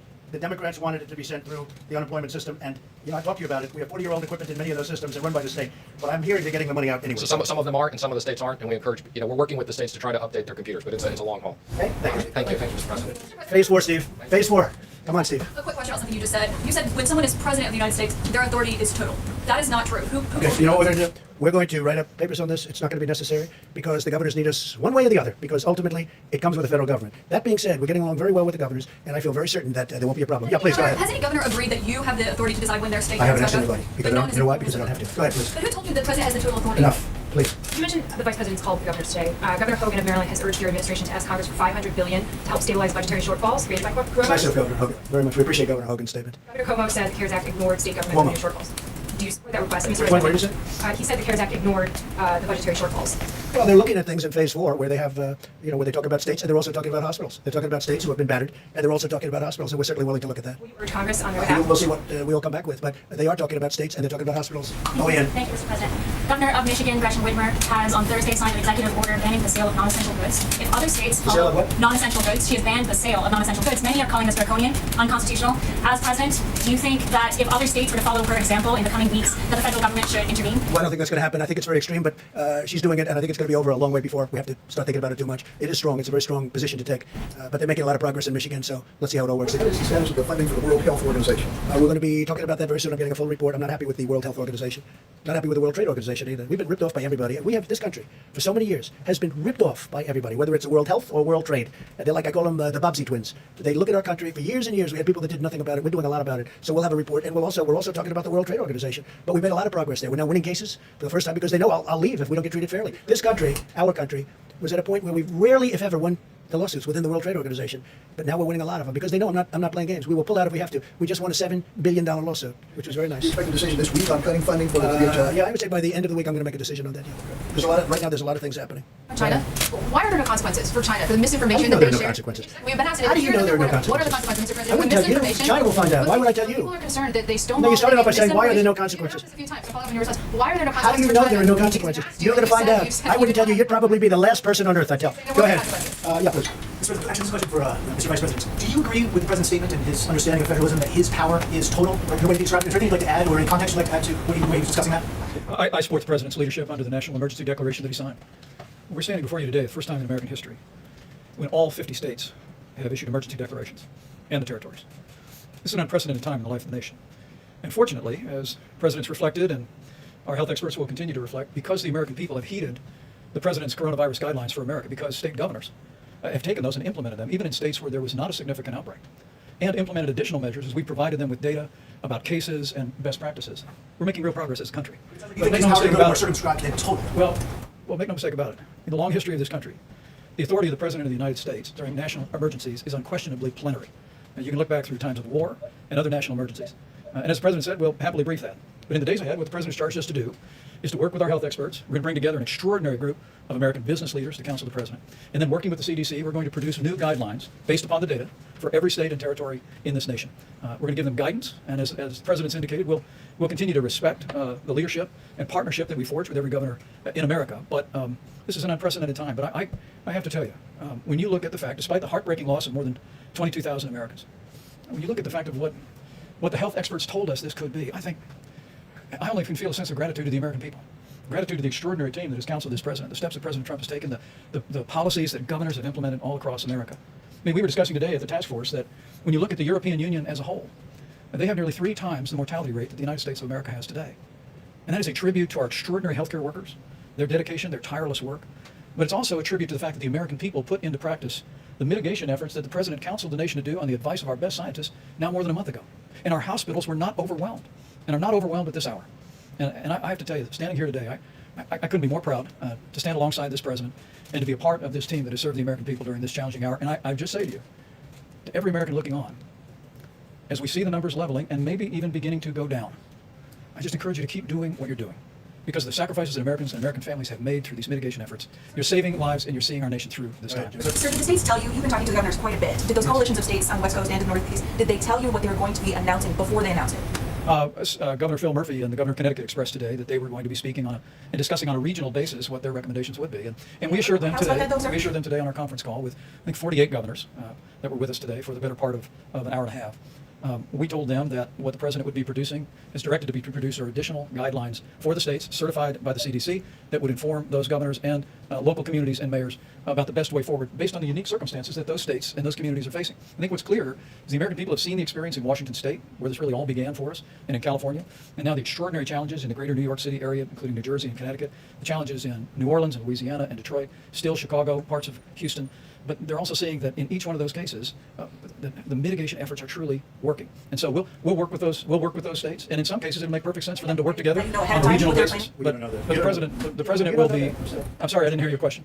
Can you tell us? Did they let you know? I didn't hear And we would like to have their cooperation, and we are going to have their cooperation. They will cooperate perfectly. Watch. And let me just affirm what the president said. We heard it again today in what I think was our 9th conference call with governors. I think every American would be proud to see the partnership that this president has forged with governors across the country. I mean, it is an extraordinary statement, and you'll see some data when Admiral Polovchak gets up in just a few moments about the flow of resources from around the world that we've moved into areas that have faced challenges. I mean, this president has directed us to ensure that every state has what they need when they need it. And the spirit that I heard again from Republicans and Democrat governors today was reflective of that partnership. And as we move forward to the president's goal of reopening America, we expect the same kind of partnership in the interest of the nation. All right, go ahead. Face mask. Sir, if you can hear me through the mask, can you? The District of Columbia argues that they were shortchanged in the most recent funding bill because they were treated as a territory instead of as a state. Will that be made right in phase 4? Well, we're looking at that, certainly. I heard that complaint, but the mayor seems to be very happy with everything we've done. I mean, she was on today saying very good things. Okay, yeah, go ahead. Mr. President, you talked about this being the most difficult decision that you are going to have to take about whether to reopen the economy. I wonder how much it weighs on your mind the thought that if there is a second wave, you've reopened the economy and you might have to shut things down again. It does, and I hope that won't happen. I certainly hope that won't happen, but it does weigh on my mind. Okay, in the back, go ahead. Go ahead. Mr. President? Thank you. A question for one of my colleagues who wasn't able to be here. China deployed an aircraft carrier into South China Sea this weekend amid claims by Chinese state media that COVID has reduced U.S. military readiness in the region. What kind of responses are you thinking of? Will you have a response to this action? China has their own difficulties. We have a relationship with China that we're not happy with certain things that happened over the last period of time, as you know, and I've been very explicit on that. But we know all about that, and no, China is. We've seen what they did. We've seen many other things that they've done, both pro and con. And we'll be just fine. After something earlier where you said that you were putting together the economic task force and that you thought that the recommendations were happening earlier than expected, do you mean to suggest that it could be before May 1st that you start recommending? I don't want to say that, but we're going to be putting out guidelines and recommendations fairly quickly, in a few days. Not rolling out that it would be before I'm not May going to 1st. say, but look, certain states are doing very well. Certain big parts of the country are doing very well. They're doing really very well. So we're going to be putting out recommendations and guidelines very soon, Steve. These new guidelines, would they fit each area, or would they be a uniform? You see, I don't want to tell you now, but right now we have a very strong indication that we know pretty much. We have some good ideas. I also do want to get. We'll have video conference, or at least a conference call with a lot of very good people having to do with certain fields, whether it's energy or whether it's entertainment and restaurants, et cetera, et cetera. We have to get people back into restaurants. We have to do what we have to do, whether it's deductibility or not. We'll see, but it should be deductibility. You'll get them back so fast.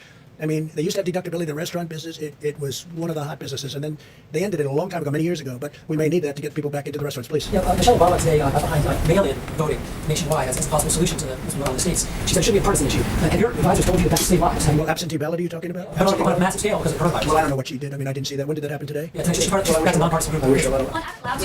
Yes, Mr. President, there's a little bit of confusion about your phone calls yesterday with President Putin.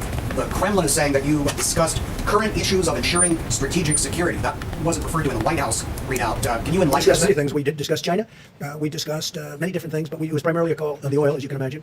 And they were very helpful in getting a stabilization price, a stabilization of the number of barrels. I think the number is going to be closer to 20, maybe 15, but closer to 20 than it is going to be to 10. And I think it was a very important call. I also spoke with the King of Saudi Arabia, and that was a very important call. And the bottom line is OPEC Plus. It's called OPEC Plus because there are other states, also other nations. We came to a very good agreement, please. Go ahead. What was the part about strategic security? Was that? I would say mostly we were talking about China. We were talking about their borders, and we were talking about our borders a little bit. Our borders with Mexico, because as you know, Mexico was a big part of the deal. And Mexico, really, it was very complex from the standpoint of Mexico. It was not an easy deal for Mexico and the president. We appreciated a certain amount of flexibility, but we talked about borders, we talked about China, talked about Mexico. We did talk about the arms. Yes, we did. That was a very important part of the call, actually. Yeah, good point. Please. So on Abbott Labs, you said testing is going great. We know that these machines have been sent to some of the governors, but some of them are saying they don't have the materials to actually conduct Well, they have the to get the tests. material. You know, the governors have to get the material. Now, if they can't get it, they got to see us. I'm talking about the local governments. I'm talking about governors have to get the material. Now, they have machines. In fact, we're going to go in. I just like to go into it as soon as I leave. They have very powerful machines that they don't know they even have. I'm not talking about Abbott. I'm talking about the governors. They have machines that are used for this. You know what I'm referring to? Very big, very powerful machines. Where in a certain state's case, they're only using 10% of their capacity, and they didn't know it. That happens to be Illinois. John, please. Real quick, these 15-minute tests that you sent out, these new ones that you have in the Rose Garden, they say, including governors of New Hampshire, that they don't have the cartridges to actually conduct the test. So when will they get those cartridges? What do you think the answer to that is? Rapidly increasing the numbers. Rapidly increases. Well, pretty quickly. They can do 50,000. Well, you have other machines where they can really work. And a lot of the states have the big machines that can do a lot. They didn't even know they had them.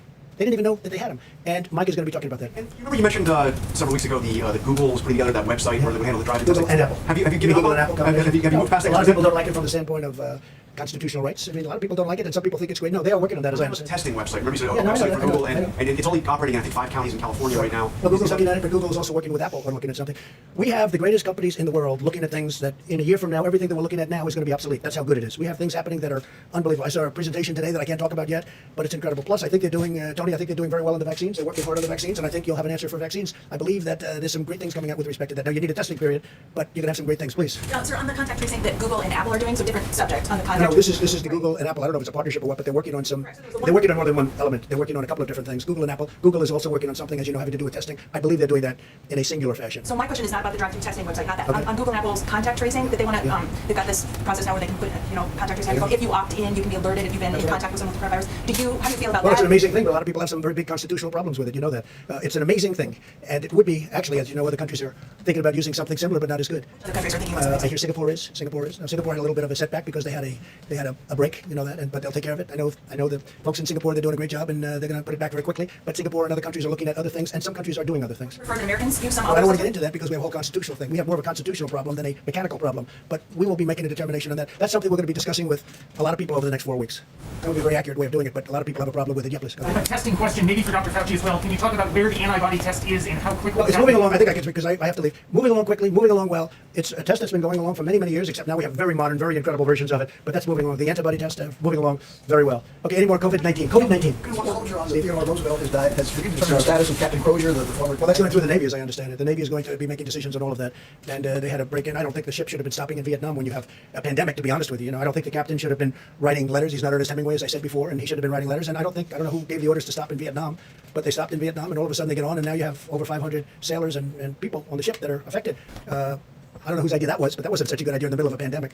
Yes, please. On this question of constitutionality, I'm just wondering what changed your view because Nothing changing. No, I know exactly what you're going to say. Nothing changing. The fact that I want to rely on states, or maybe will, or maybe have, and the fact that we've got that's one thing. The fact that I don't want to use the power is another thing. Look. From the standpoint of the Constitution. Yes, You thought it should be up to the governors. You can look at constitutionally, you can look at federalism, you can look at it any different way. John, the fact that I don't want to exert my power is much different. We have the power. Does the federal government have the power? The federal government has absolute power. It has the power. As to whether or not I'll use that power, we'll see. I would rather, John, I would rather work with the states because I like going down to a local government. That's why with, I guess it's now 7 states, not 8, because South Carolina did, they went away from what we discussed the last time. So that's why I looked at the individual states. They're doing a very good job. They're really doing a very good job. I'd rather have them make the decision. Now, the fact that I'd rather have, that's fine, but I have the absolute right to do if I want to.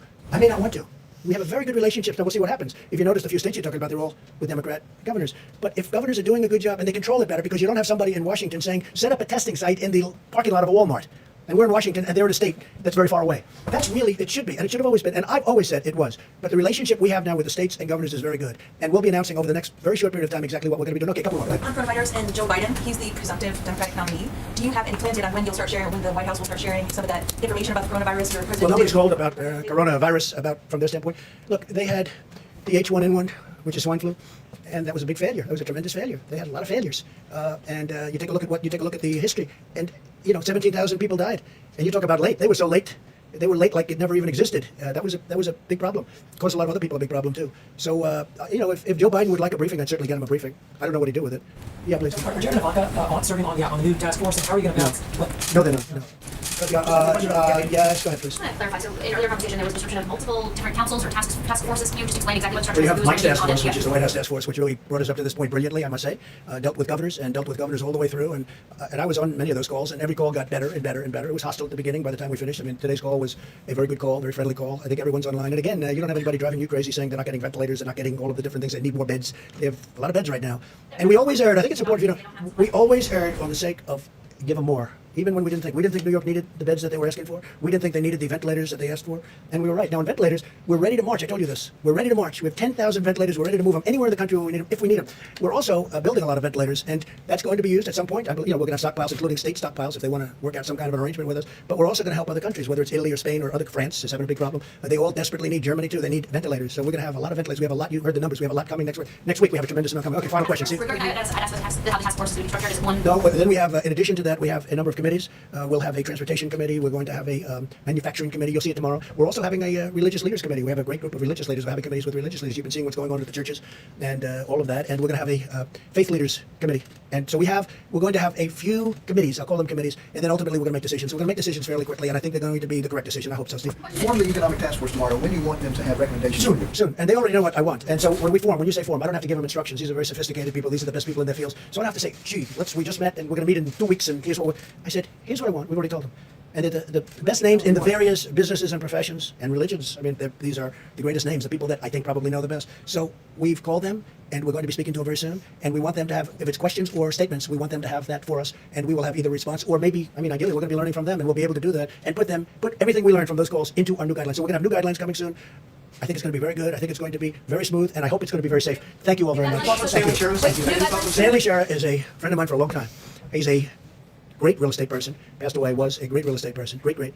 Sort of a legend in New York real estate. He called me a couple of weeks ago, said he's tested positive. Stanley's in his early to mid-80s, I guess. And Stanley went to the hospital, and he never came out. He went into a coma. He was unconscious for a long period of time, and he never made it. A great man. He left very charitable, really a great philanthropist, a very, very successful person in Manhattan in the real estate business. So I got to know him a lot. He was so excited when his friend from New York became the president of the United States. He was like a young boy. And he was not a young boy, but he was like a young boy. He was so excited.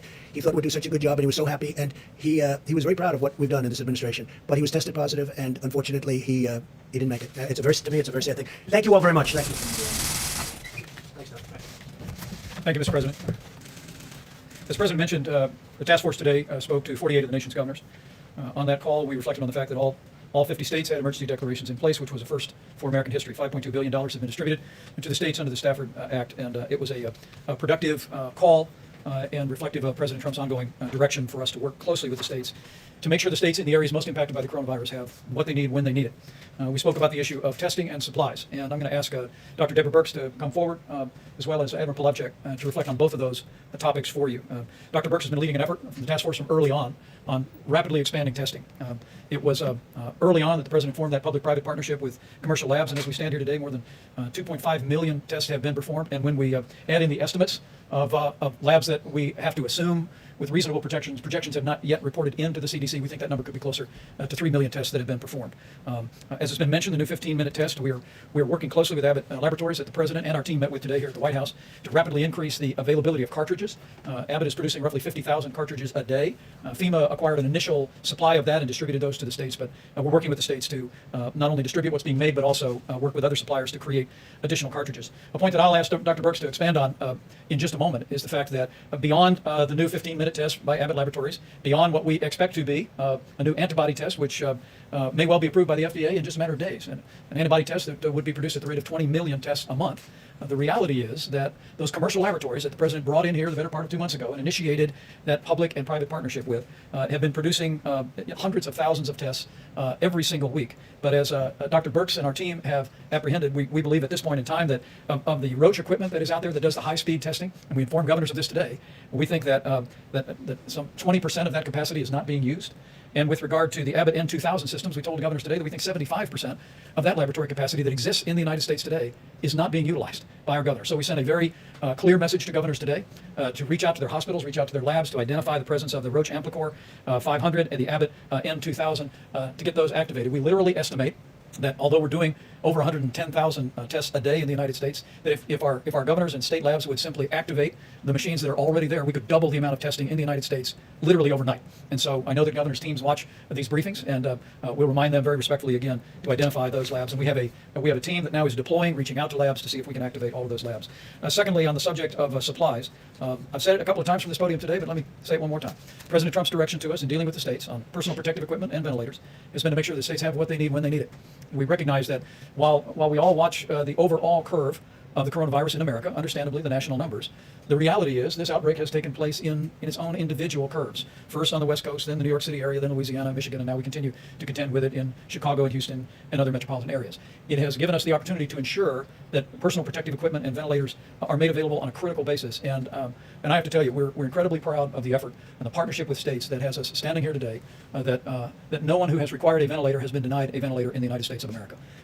At this point, we have just short of 7,000 ventilators in strategic national stockpile, but as Admiral Polavchik will detail, we're already beginning to receive newly manufactured ventilators. We'll get another 1,000 in this week. By the middle of May, we'll literally have another 8,000 ventilators available for deployment around the country. I'm going to let him describe to you the specific detailing of those resources, but I want to share these numbers, most especially for our healthcare workers around the country in the areas most impacted by the coronavirus, so that you know the resources are surging into the hospital systems at the point of the need, and we will continue to do just that. So let me recognize Dr. Birx to reflect on the data and also on maybe some comments on testing, and then Admiral Polavchik, if you just step up, and then you'll describe supplies. We'll hear from Dr. Fauci again, and then take a few questions. Great. Thank you, Mr. Vice President. I don't know if we can get the first slide on cumulative cases. Yes, thank you so much. I want to show you a different way of looking at it today. Obviously, we look at case counts per 100,000 Americans in each of our states and metro areas, but I wanted you to see in absolute numbers how much the New York, New Jersey metro area dwarfs all other metro areas. And so you can't even see Chicago, Detroit, or Boston. All of those metro areas are under 25,000 cases. You can see that the New York, New Jersey metro area is about almost 250,000 when you bring those cases together, almost a log more. And that's why you hear us talking a lot about the metro area of New York and New Jersey and the counties of Rockland and Westchester and Suffolk and Nassau and Bergen, New Jersey, and why we're so focused on getting resources to that metro area. I can see the next slide then. So if I take New York and New Jersey metro area out, this is the other metro areas that we have been tracking very closely. I wanted to show this to you so you could see how those curves are already starting to plateau. So if you look at Detroit, if you look at Philadelphia, if you look at Louisiana, Louisiana's in green, Detroit is in gray. You can see across the board, across these metro areas would have a higher concentration of individuals. This is what the American people in these large cities have done, where it is more difficult often to socially distance. And we're just really impressed by the work of the mayors and the governors to make this happen. I also wanted you to see this because you can clearly see Chicago and Boston. And so Chicago is in the orange and Boston is in the yellow. They're crossing Detroit. And that's why we have been very much focused on the needs of those areas. And there's one, and Providence is also in that category. It's difficult for them to see them because they're much further down on the slide. But the highest, if you look at the axis on this slide, it's 25,000. The axis on the last slide was 300,000. And so that's why I really want people to understand each of these epidemics, these small epidemics in each of the metro areas, we're tracking independently, as well as any epidemics and outbreaks that are happening in some of our other states. So I just wanted you to have that perspective of how significant the New York, New Jersey issue is and why we've been tracking that so closely. But I also wanted to assure all the other states that we're tracking them also very closely and really working with the governors and mayors. And that's why I wanted to see that not only are the curves flattening in some of those major metropolitan areas, but they're starting to decrease. And this is what we're very excited about. These are cases. We also know that mortality will lag. And so we're really tracking also the number of individuals who have succumbed to the COVID-19.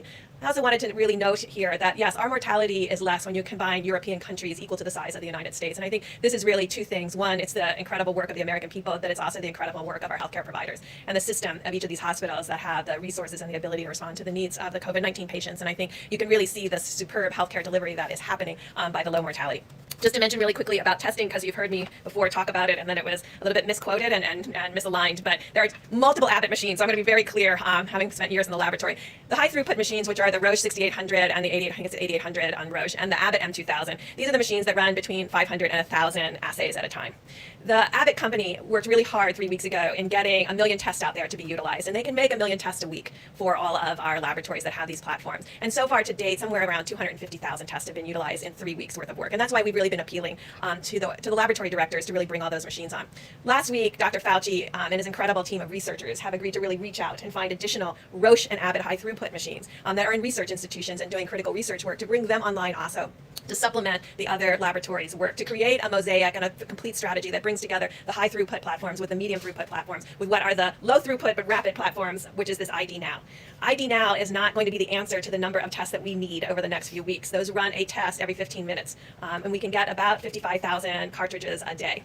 But I just got done saying that these other machines, of which we have hundreds of, can run 500 to 1,000 in a single time frame. And so we need to bring all of these assays together, and a team has been created to call every single laboratory and every single research institution across the United States to define the complete capacity in every single state. Because it shouldn't be our expectation that every governor understands exactly everything that's in his state.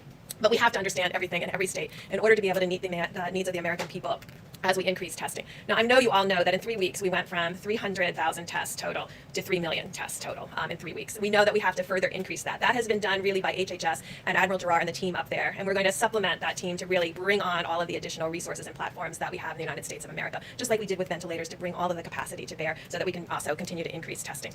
Also, of course, as these epidemics decrease, you can also be able to use more and more testing for surveillance. But I do want to call out the 19 states that aren't ever represented in these graphics, and by and large, the states have been continuing to do containment and outbreak systematic investigation. And I've been able to talk to many of those states, and I would just remind all of us, when I talk to each one of these state health officials, where they are finding outbreaks are in nursing homes. And so we really need to continue to protect and we continue to test in nursing homes because we know that that's a particularly vulnerable group. And it's a group where often now that we're beginning to understand asymptomatic transmission, no one is intending to pass the virus on to others. But we know in essential workers around the United States, people are unknowingly infected and passing the virus on. And so those are the ones that we're very interested in finding. And you might say, well, how do you find them? Because they don't have symptoms. And so this is where we really have to increase surveillance in a very deliberative and understand way. And so we're really looking what are sentinel surveillance sites. I think we can see where there's outbreaks because once people have symptoms, you can see them. But where do you do sentinel surveillance so that you find them before they have symptoms? This is what we have done for decades in HIV, and it's what's allowing us right now to really control the HIV/AIDS epidemic in sub-Saharan Africa because we're finding people when they're asymptomatic and treating them when they're asymptomatic. So this is something we know how to do, and it's something we're working very closely with CDC and others on to make sure that we can bring that full capacity to the American people. So these are just some insights in what we're working on. We're continuing, obviously, to track every single county and community. And then finally, I'm going to call on one additional group. There's a group out there of our HIV/AIDS activists and community workers that understand these tests that I've been talking about, these RNA-based tests, because they often get viral loads in HIV. They will know how to explain this to the community about sampling and what it means to run those assays. They are essentially virologists. They understand all of these assays. They also understand the antibody assays because it's the antibody assays that they counsel and utilize in HIV testing across the United States. And they will be our translator to the American public and to their local mayors. They understand these tests. They are essentially understand all the virology and all the immunology. And I'm really asking all of them to help us communicate what these tests are so the community is ready for them. Because antibody tests measure something very different than the viral load in the front of your nose that we're using for diagnosis. And so really being able to understand all of those tests, when to use them, how to use them, will be really critical. But the great thing is in the United States of America, we have these community groups that understand these tests very well and will be able to discuss them at every level with their community. I'm going to call Emma Plumcheck up in a minute, but I have to call on Dr. Tony Fauci. And let me just say something really straight from my heart, if I can. I lost my dad 32 years ago today. April 13th is always a tough day for our family. And this morning, when my brothers and sisters were sending around pictures of Dad, like we always do, I just thought of the families of the more than 22,000 Americans that we've lost. And I just want to tell you that you're on our hearts, and you're in the prayers of millions of Americans as you deal with this heartbreaking loss, as well as families that have family members that are struggling with serious illness. But let me just encourage everyone that in the midst of that loss, because the American people have been putting these mitigation measures into practice, there are families that are still together today.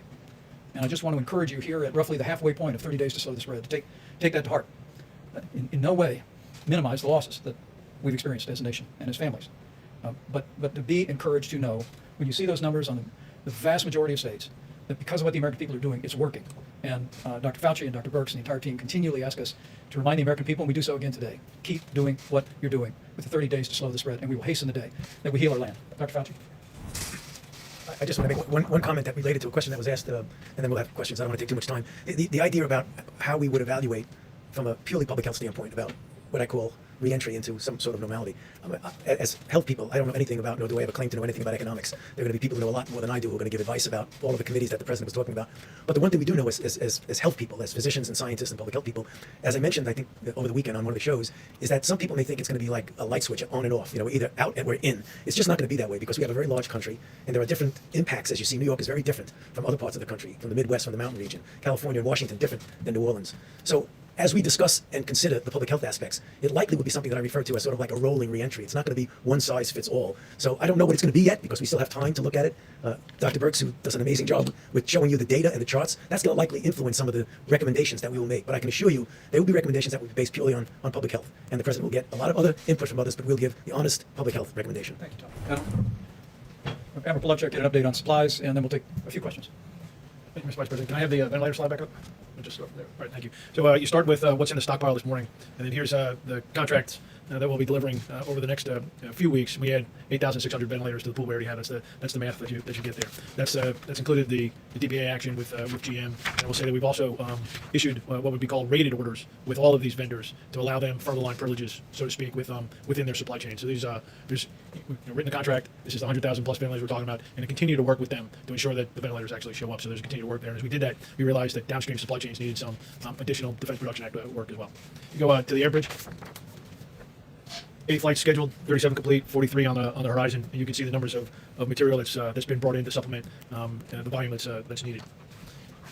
I'm going to go through a series of slides of New York first. So Dr. Birx provides me what I will call as a geographic reference to align the supply chain. So all of those cities, you'll see a little bit of theme here. I'll be talking about a lot of the cities and geographic areas. Align the supply chain to those geographic areas to try to get as much there while realize the rest of the nation needs supplies as well. And then we aligned the supply chain to site of care, public hospitals, VA, private hospitals, nursing homes, first responders, acute care, and on down the line. So the last business week, so Monday of last week through Friday, Saturday of the past week, these are the amounts of materials that came into the New York, New Jersey metro area, and you can see the volumes there. So you can go to Detroit. We talked about their hotspot. Here's the volumes of deliveries going into Detroit for that same time period. You go to Chicago. I'm going to run through this kind of quick, but you can see that the geographic alignment, the places that Dr. Burks has talked about, is where we're concentrating supplies. You can go to New Orleans to give you an understanding. Washington, D.C. Right, so Dan talked about that. Today was a very kind of early entry into Washington, D.C., Baltimore. Right, positioning supplies ahead of need. We hope in Washington. Go to Baltimore, and you can see the volumes there, trying to get ahead of that. And then Philadelphia's next. And then now the next slide is a 9-city roll-up. And so to save a little time, I did not include Boston and Houston in there. So you can see the volume of material flowing through a commercial network, air bridge, their supplies, into geographic regions, and then further prioritized to site of care. Now, final topic, N95 masks. So the Department of Defense announced a DPA action this weekend. That came over from DOD on Friday into the White House, approved on Saturday, and contract awarded today, $131 million, 5 companies, 3M, Honeywell, Owens & Minor, Moldex, and Draeger. The CARES Act was signed before March was ended, towards the end there. So essentially 2 weeks from that money being put in the Title III authority for DOD. This action takes us from a baseline of what was being produced domestically of about 30 million masks, upwards to, as we go through the fall into the winter, 120 million masks domestically. So currently we're filling some of that demand from overseas sources, right? And so the additive masks here through this will ramp up. Lower dependence on overseas sources, and that will essentially secure a big piece of supply chain. 5 companies, 6 cities: Smithfield, Rhode Island; Phoenix, Arizona; Del Rio, Texas; Lexington, North Carolina; Sheboygan Falls, Wisconsin; and Aberdeen, North Dakota. All either producing more fabric or increasing production facilities to have that ramp up. Thank you, Admiral. And can we put that slide? I guess it's still up. This is for just the week ending April 11th. We have distributed or directed the distribution of 5.3 million N95 masks, 5.5 million surgical masks, 110 million gloves.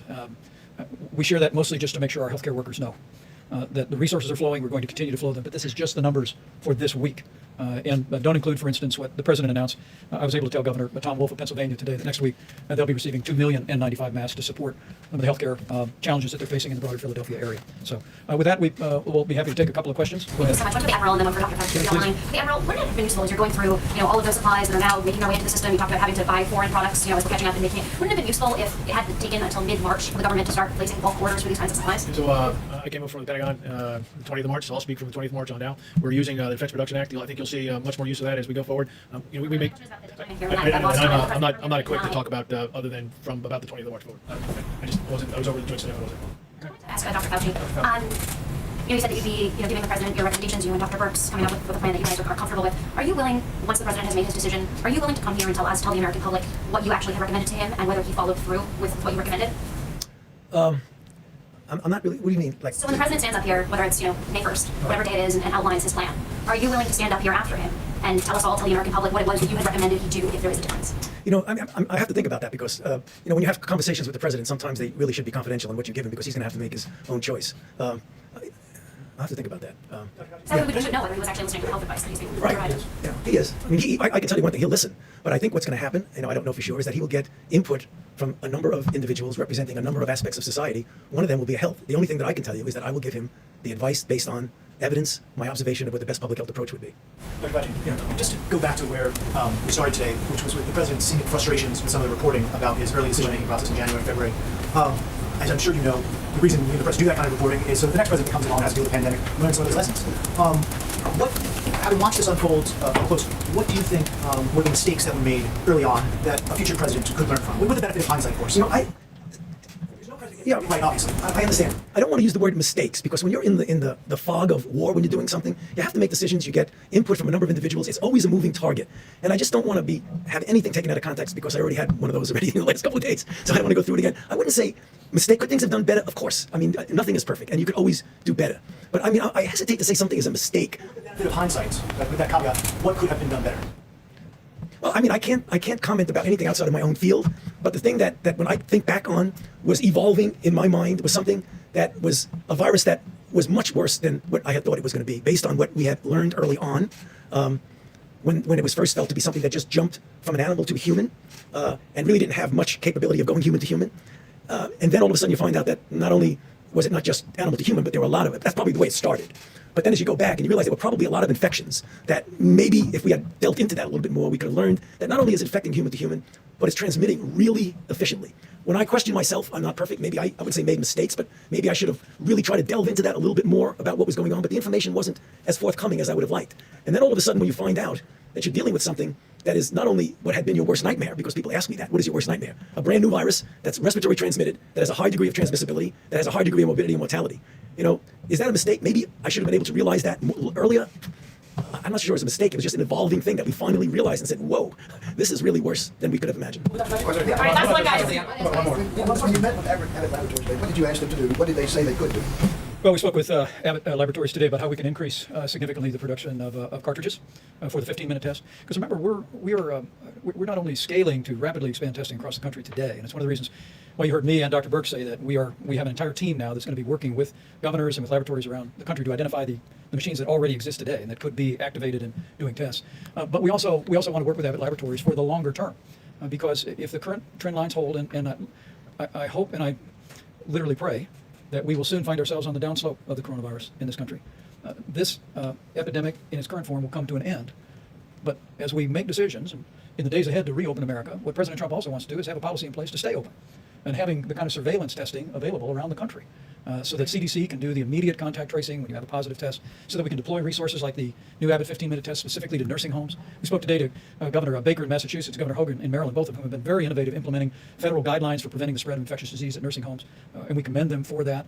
But being able to increase the manufacture of those devices so they can be deployed going forward in the months ahead is also a focal point of our efforts. So rapidly continuing to expand testing today, and the governor of Louisiana told me today that they had tested at the highest per capita, according to his numbers, of any state in the union. We congratulate him for that, but making sure that going forward we'll have the infrastructure of testing all across America to deal with the coronavirus should it return in the future. With that, let me bid you all a good evening, and we will be back tomorrow. And I just have a question about these cartridges and this timeline, because the New Hampshire governor says the federal government is in charge of distributing those. FEMA is. So what is the timeline for when they'll have enough of them? Because they say they don't have enough. Illinois said they didn't have enough. So what's the timeline that you're working with? Yeah, let me let Dr. Burks address that. But there was an initial tranche that we purchased. There's some 18,000 Abbott Laboratory machines around the country, and FEMA acquired a certain amount that were immediately distributed across the states. But now Abbott Laboratories is literally producing some 50,000 a day. Those are available on the open market, and we're also going to be working with Abbott and with the states to deploy those resources. And we're also working with other manufacturers to increase the production of cartridges. But if there's more to that that you want to add, that was perfectly said. I just want to, sometimes ask these questions, and I always want to make sure that people understand. So a third of them went specifically to Indian Health Service and to these states that have smaller epidemics. 2/3 of it went into the public market, mostly targeted to the places where there's high disease. But only 2/3 went that way so that people could purchase them directly, and 1/3 went to the Indian Health Service and to the smaller states that really need these. And so I think what we're trying to do now is balance the entire testing framework of medium, low, and high throughput machines to give everyone the maximum flexibility state by state based on what the needs are at that moment. If there's an outbreak and you have to do 5,000 tests, you're not going to do them on an ID Now machine that takes 15 minutes for every negative, but you're going to do it on your high throughput machine. So making sure everybody knows where everything is and what is being run will be really critical moving forward, because we can't leave anything not on. Everything has to be on the table in order for us to be able to dramatically increase testing. Yet another. We went up by a log in 3 weeks. So if we're going to increase again, it's going to have to be getting every piece of equipment on. Let me just again say thank you all for your time and attention, and thanks to every American who's joined us tonight. And I just want to encourage you, we're going to continue to lean into this effort to expand testing across the country, to deploy supplies to our incredible healthcare workers that have done such an amazing job in the midst of the coronavirus epidemic. But my last word on behalf of the President, on behalf of our entire task force, is it's 30 days to slow the spread. And I know we're almost at the halfway point. And I know it's been a month of these mitigation strategies, but I hope as you look on, as you see the progress that's made on the West Coast, the beginnings of real progress in the greater New York City area, Louisiana, Detroit, and elsewhere, I hope it will only steel your resolve to continue to do your part to slow the spread, because we'll get through this, but it'll take all of us to continue to do it. So thank you to the American people for all your efforts, and we'll see you tomorrow.